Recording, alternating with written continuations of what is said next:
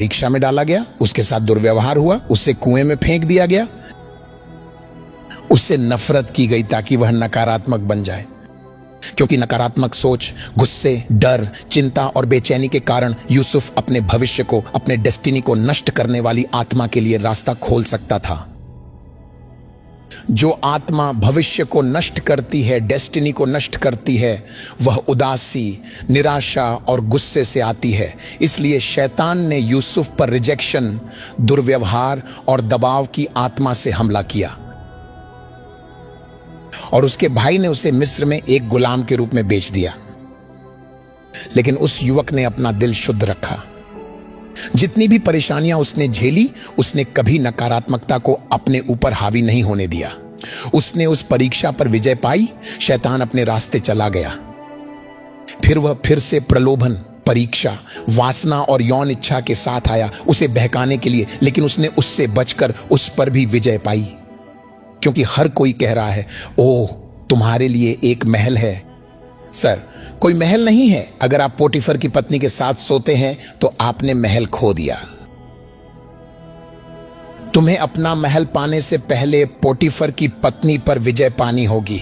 वे हमें यह नहीं बताते, वे हमें केवल जेल से महल तक की कहानी बताते हैं, लेकिन वे इसकी कीमत नहीं गिनते।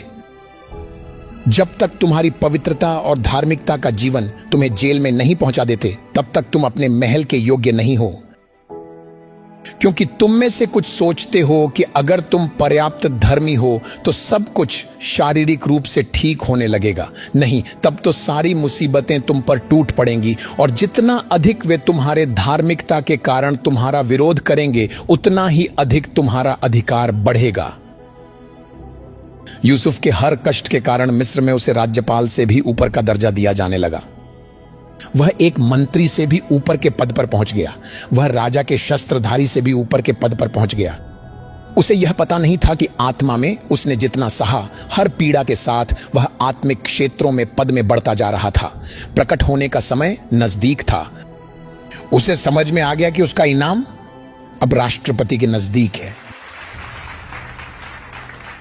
सर, उसने यह सब एक रात में हासिल नहीं किया था। हर अत्याचार के प्रत्येक चरण ने उसे आत्मा की रैंकिंग में और भी ऊपर पहुंचाया, ठीक गवर्नर पोटीफर के घर में, और उसने उस घर की कठिन परीक्षाओं को सहा और अंत में पार किया। यही वह समय था जब वह बढ़ा और गवर्नर की रैंकिंग तक पहुंच गया।